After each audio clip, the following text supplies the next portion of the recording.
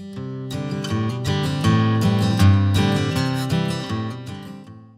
and welcome back. This is Kelly Borsheim, and we're painting Lollipop. It's Borsheimarts.com, Patreon, and YouTube channels. And let's get started. So I've been looking at this painting for a couple of days because I've actually been working on some other smaller pieces for an exhibit that I have coming up in the next month. And one of the things that I noticed was that I'm still looking down on this rock here.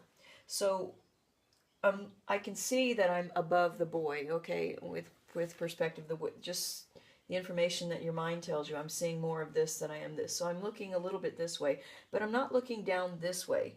And on this, I was seeing too much of the top of this rock from this particular angle. Do you see? I don't see the top of that rock facing me.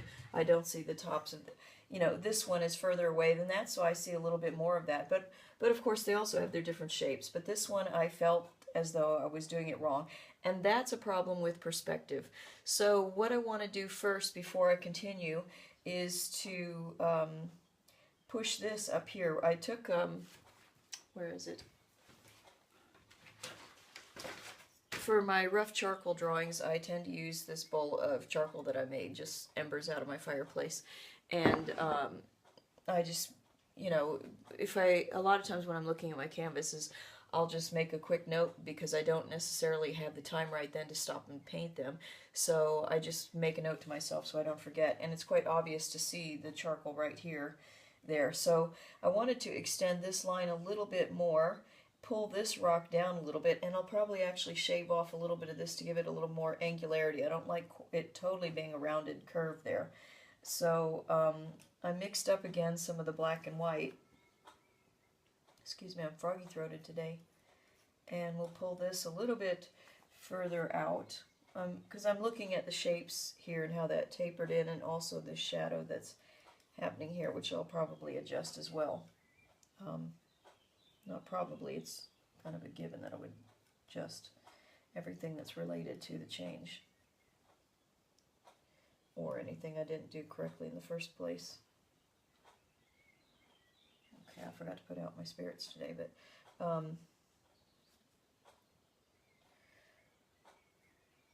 oops, I just did an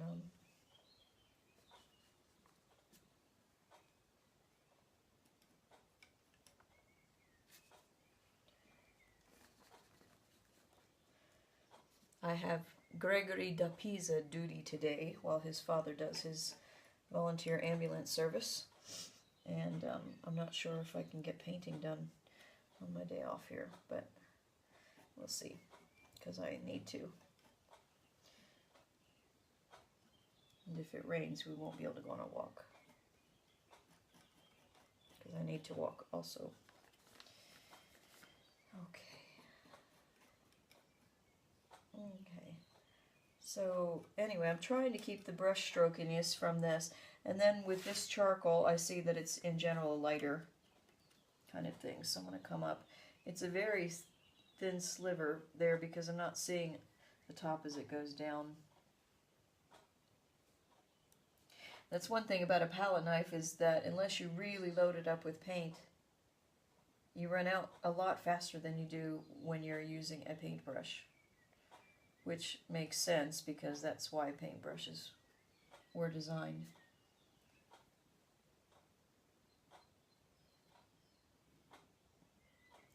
I find it easier with stuff like this to come in with the left hand to make that thin. I mean, I suppose I could do it a curving also this way, but it's just like the leaves over here. With the angle going this way, I find that very awkward with the right hand, so the left hand was quite nice for that. Okay, I don't want it to be that dark. At this point, I'm still using that flake white replacement that I have been using up to this point. Now I can see the black line, that's the charcoal, but I'm not worried about it because it will wipe off once the paint's dry enough for me to actually get in there and touch it again. Right now I don't want to mess up the texture that I'm trying to put in here. Ooh, that's too light. Stand back. Yeah. Okay, so then I'll go in here. on the shadow side. And whoops, didn't mean to do that. Whoops, it's too smooth now. Right. All right, so I'm going to pull this a little bit closer here. Maybe even make that a ledge. Not just have this perfect shape going into the water, but maybe something like this. And I'll wipe that around. Put this on. I like. Let me get a paper towel. Good grief, I didn't get prepared for anything today.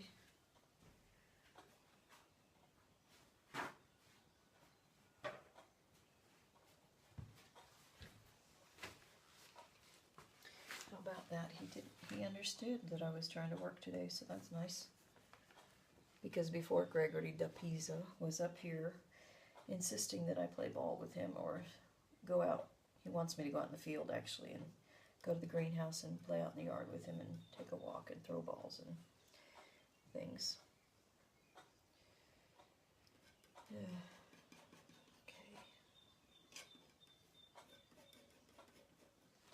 All right, let's take a look at that.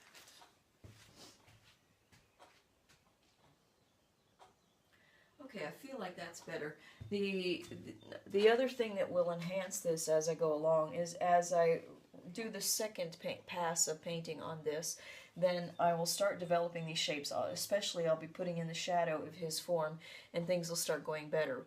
Right now, as it is, I'll spend time looking at this and decide if I've done it enough or too much, or have to come in and change something. So, but right now, I'm quite happy with this. I wanted that to be a little more of a curve from what I remember. Okay, so the other thing I realized the other day is that I totally forgot to fill this in. I don't know why, I just saw it as one of these random blank spaces like this and this. So I'll go ahead and color this in and color this in and color these in with of the river, except that I'll leave this part with a flesh tone. I'm not going to bother mixing up flesh tone just for that thing. I'll just wait until I go in and work the flesh for the second pass, and then I'll add all that stuff in. I may end up, I want to scratch off any kind of physical edge there because I don't want his skin to go boom and then bump and then boom.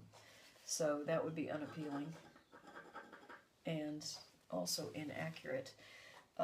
Okay, so yeah, so let me finish up all of this stuff, and then the next thing that's actually the worst that needs to stand out, and frankly hasn't really been addressed yet, is the lighter part of the water here. So this needs to come back down in relationship so that I can now start putting all things together and then rework everything, because obviously this is a strange little blob that's happening, and so I need to on the second pass is when I'll develop a lot of the nuance and actually keep correcting all the tones and all the relationships, fix the drawing as I go along if I see something that I don't like or that whatever.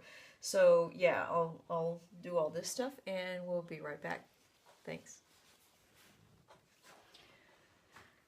I managed to do a foolish thing while I was doing this video recently and painting in the background. So do you see maybe perhaps what it is? All right, look at the slope of the water here. It's running downhill. Or technically, if you read left to right, it would be running uphill. That's not what's going on there. So that was a mistake that I did. Probably because of this reflection here, but also this is what happens when you're doing things going to the left with your right hand. Your tendency is to go this way versus the left is to go this way. So I really should have been paying more attention as I did this and make these lines more horizontal. Do you see? I'm going to fix that while this stuff is still wet. The other thing is I'm considering is that I really want to start working on the rocks again.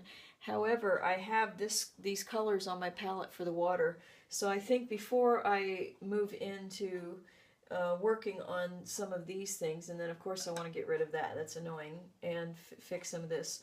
I think I'll go ahead and continue developing maybe this.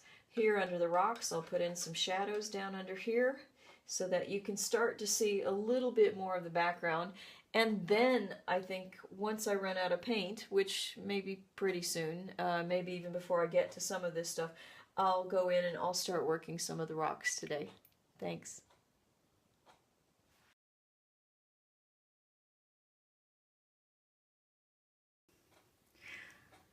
I would like to point something out on these rocks as I can. I've mentioned this before, but here's a prime example to let you see what I'm speaking about. When you look at the rocks here, do you see that they actually look like they're in the water, or at least over the water, that kind of thing? So the illusion is not complete here, of course. I still have to fix the tones of everything. However, the rocks here really look like they're part of the painting. Whereas you go over here to the other little stones that I had put in, but I hadn't really finished the water painting yet. Do you see how this looks like it's just kind of glued on top of a background? It doesn't look connected at all. This is just sort of floating on top. So it ruins the entire illusion of it being in the water. And the answer to fixing all this is tone. If you come back, I mean, look at here, do you see the contrast? And also the edges are a little bit sharp, but more important than the edges in this case, because an edge really is just a change of tone and how quickly and how you do it. But the tone is just far too light here, so it gives the impression this is a cloud floating up in a sky, even though the colors are wrong. But if you go back down here, here it's a little bit better. Looks a little more connected, but it still needs to have a little bit of refinement. And also this is too, this is too contrasty in the back, so it kind of doesn't help this illusion so much. But once this all gets put into line together, it's going to be more like what these are. Now, do you see here, the tone is much different here, and the rocks actually look believable that they're embedded into the water, especially here. Now here I took some of the raw umber color, and it's transparent. It's a transparent wash over there. But really, I'll come back in when I do the second pass of painting, and I'll make this an actual line here so you can see that the water goes across this straight part. I'll make it straight here so that you can tell that that's a plane in the rock, that it's more rocky and not just this round tube that's going there. So if it's a round tube, it's going to be shaped like this. But if it's straight, it's going to be here, and then straight line, and then here. And that shows the form of the stone. But this, showing the stone going underneath, gives the illusion that it is underwater. And then these tones here being like this. And of course this one showing this reflection of that into that helps this rock become a part of the water. So again, they're not refined, but even at the beginning, you can see the complete difference between this one just sort of resting on top and not really being a part, and this one being included and part of the image. Thanks for watching.